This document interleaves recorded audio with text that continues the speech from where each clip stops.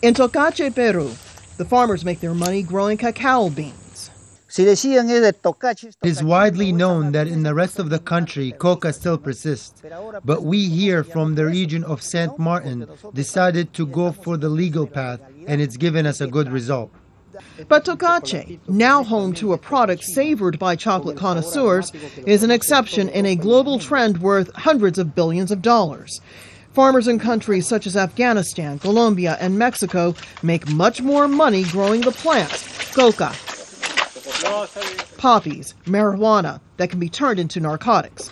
And according to a new report from the U.S. State Department, nations are struggling to control the problem, even with money, training, and support from both Washington and the United Nations. For example, when it comes to potential cocaine production, the U.S. says Colombia cut its output by nearly 45% between 2007 and 2008. But during the same time, it went up nearly 63% in Bolivia and up more than 2% in Peru.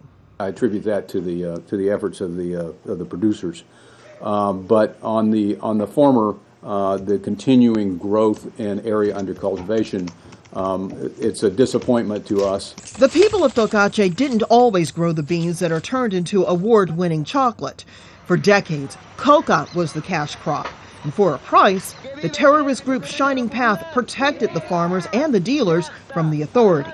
Back in the day, buyer would come directly to the farm and paid in dollars. Cacao couldn't even make 20 cents of the dollar you made in coca.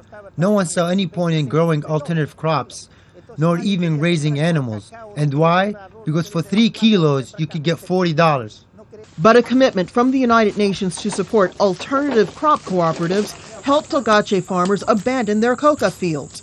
Officials think they can replicate this town's success in other farming towns. It's a question of families making the decision to go through that process.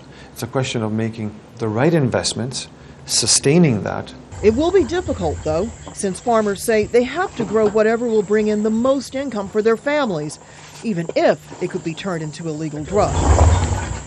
Rosiland Jordan, Al Jazeera, Washington.